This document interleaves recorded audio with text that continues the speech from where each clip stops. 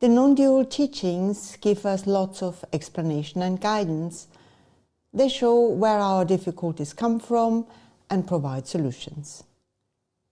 The teachings recognize that our body and mind will always be affected by the changes and ups and downs of life. This is why nothing in the world seems to entirely fulfill us, and we are never completely free of anxiety. Yet from the teachings, we also learn that our body and mind exists within a greater whole, which encompasses and transcends all the changes and ups and downs. And our true nature is at one with that greater whole. The feeling that we are our body and mind and no more is the outcome of a distorted or incomplete view. Our true self is the universal, transcendent, and this may be discovered in direct self-knowledge. Here lies the possibility of freedom from all limitations, suffering and uncertainty. It is also, one might say, our natural condition. The path to inner illumination is a journey home, not to a distant land. Most important, the teachings offer practical guidance on how to approach this discovery for ourselves. What is the essential first step towards this inner awakening? It is to bring harmony and stability into our mind and into our relationship with those around us through ethical and considerate living. This stage is shared by all the genuine wisdom traditions, and the guidance is for everyone.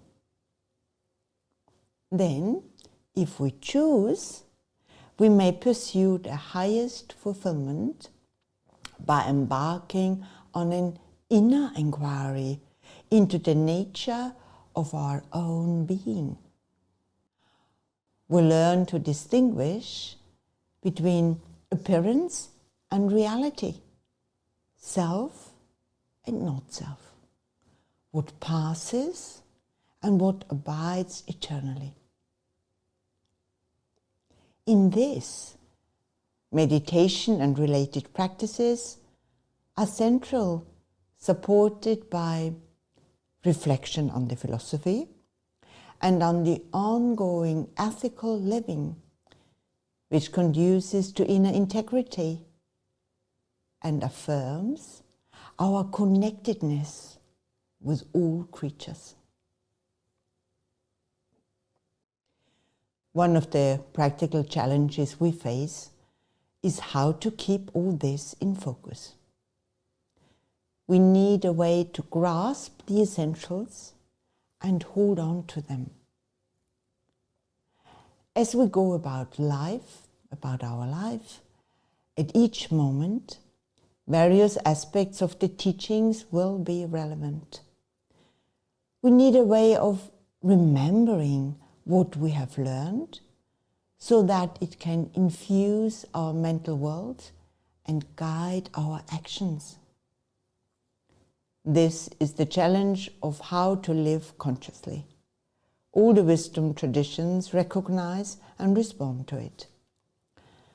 They offer representations of truth, tangible or abstract, that we can keep in mind and connect with as a living presence. Such teachings also provide expressions of reverence or appeals for support that can be made vocally or inwardly.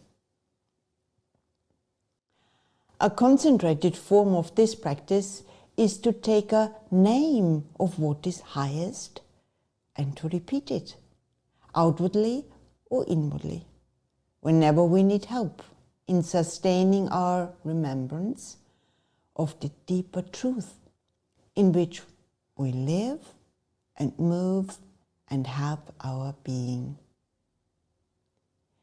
Any meaningful name may be used in this way. Among them are Buddha, Allah, God, Rama, Krishna, Christ, or Brahman, a word indicating the absolute, the whole. Or we may feel an affinity with words or names such as light, truth, beauty absolute. To repeat such a word or name to ourselves will not take us away from the present situation or distract us from coping with it. Such a name will always help us, because the effect is to focus the mind on what is real and important to us and needs attention right now. And the name will create associations that are supportive and creative. We can better understand the power of names of truth if we observe certain features of the way our mind works. A significant fact is that we can only think about one thing at a time. This is easily disguised by the way the mind moves swiftly from one idea to another. But even when we are multitasking, as it's called, our attention is actually switching rapidly between subjects. And at any one moment, it is just occupied with just one of them. This is the key to effective psychological self-help. It means that by replacing one thought by another, we make a real difference to the condition of our mind. And with practice, it is possible to replace the stream of random and disconnected ideas with one sustained idea or a sequence of consciously directed thoughts. This is the basis of meditation. And it is the way through the appearances and distractions on the surface of our mind to the deeper level of our being, which is not isolated from the reality in all, and where lasting security and fulfillment are to be found. If we can only think of one thing at a time, we might wonder how we can have the complex mental life that we do. Part of the answer relates to another feature of the mind, which is the way it forms concepts. With extreme facility, our mind puts ideas and impressions together into single compounds. Concepts we use all the time, like friend or holiday or home, are composed of so many impressions and associations that if we spelled them all out, they would each fill a book.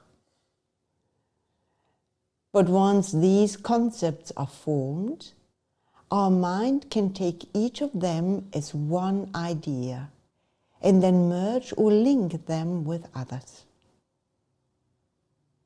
Forming concepts in this way is so natural to us that we hardly notice it happening. But without this ability, our human experience would be unrecognizable. We can now understand better why the practice of repeatedly recalling a name of higher truth is so powerful. It is because our thought space is occupied by the name to the exclusion of other ideas. And the name carries a distillation of meaning and a wealth of associations.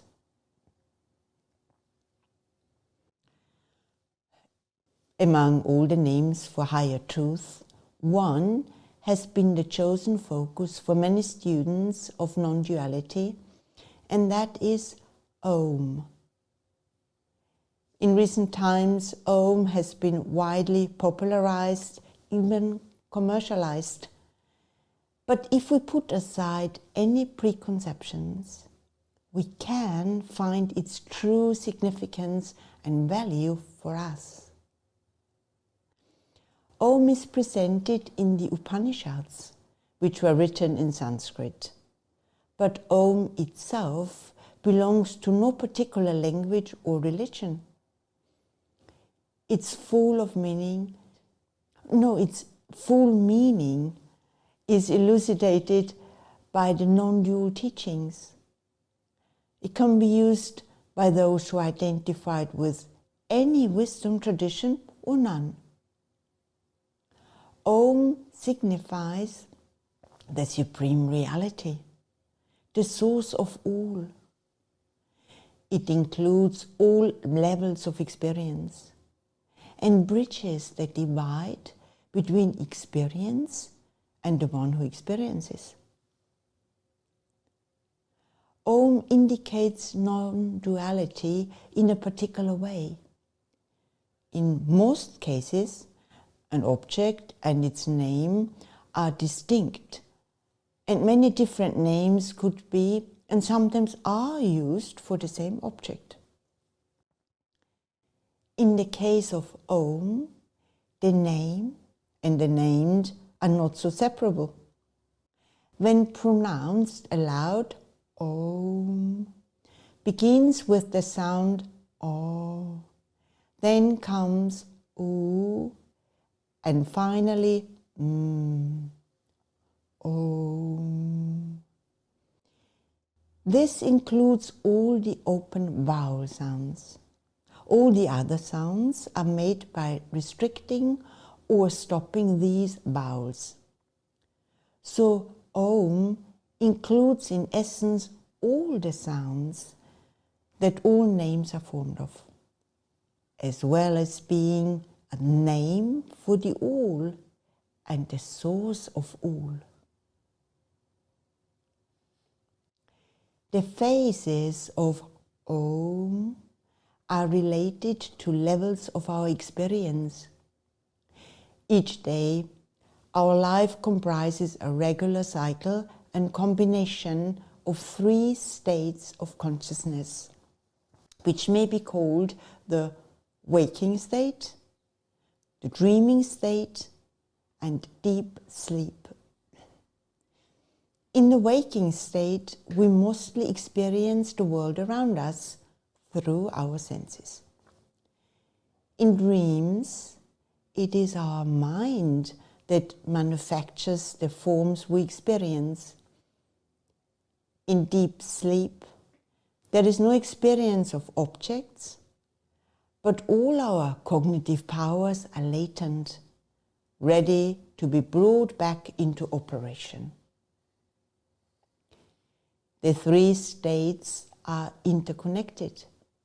During the waking state, although our senses predominate, our mind is actively organizing the sense data and projecting memories and associations onto what we perceive.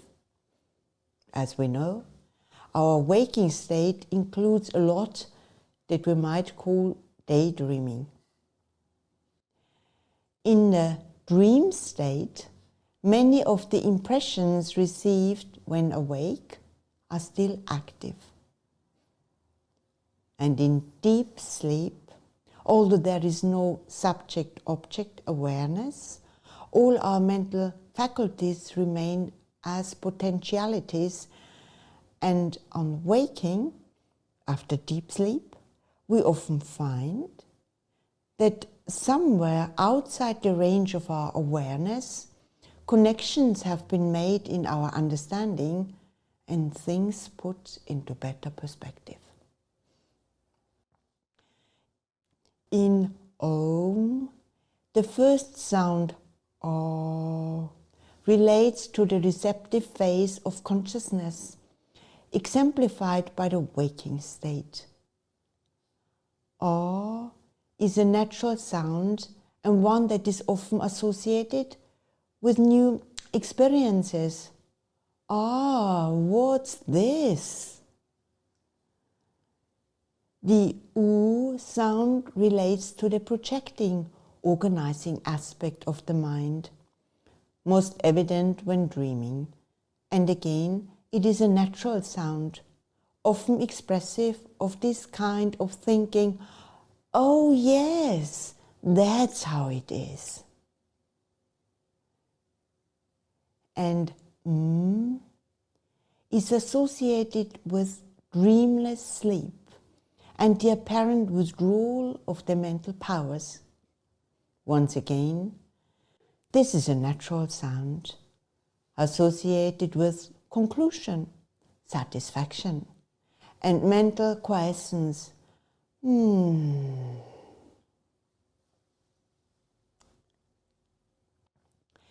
When Om is repeated, between each repetition there comes a silence. Silence is the medium in which sounds occur, and this silence is revealed whenever sound is absent. The silence in Om repetition relates to what underlies all three phases of mental life, and that is pure conscious awareness. Pure consciousness is present equally in the waking, dreaming, and deep sleep states, which seem to obscure it but couldn't exist without it. And at the universal level, pure consciousness is the ultimate reality, whose names include Brahman, God, the Absolute, Om. Om is also represented visually. It is comprised of 3 curves, symbolizing the waking, dreaming, and deep sleep states. Above them is a point of no dimensions, representing the pure consciousness which has no limitations. Between the 3 curves and the point is part of a circle standing for infinity. In one sense, the point is closest to the state of mental quiescence, but at the same time, it is that which reveals and makes possible all the other states. Om, then, is a name for ultimate truth, the truth behind all our experiences. As such, it is the object of our highest love, reverence, and aspirations. Om is also the substance from which all names are formed. By repeating the name Om, we can keep the essential teachings in the background or the foreground of our mind. It replaces unwanted thoughts, focuses the attention on what is really important, and sets off the most helpful associations. To concentrate our thoughts on Om arouses the highest love. To repeat Om with feeling fills the understanding with light. Because the name and the named are so at one in Om, repeating Om helps us pass on from thinking about the teachings to becoming absorbed in what they indicate and ultimately identified with that. Seekers and devotees have found that practices based on Om are a most effective way of bringing the theory to life in our own being. How to do this? We may call on Om spontaneously, whenever we need immediate help. We can make a practice of repeating Om at certain times. And we may find that the repetition of Om becomes almost as natural and continuous as our breathing and forms a foundation of our inner quest.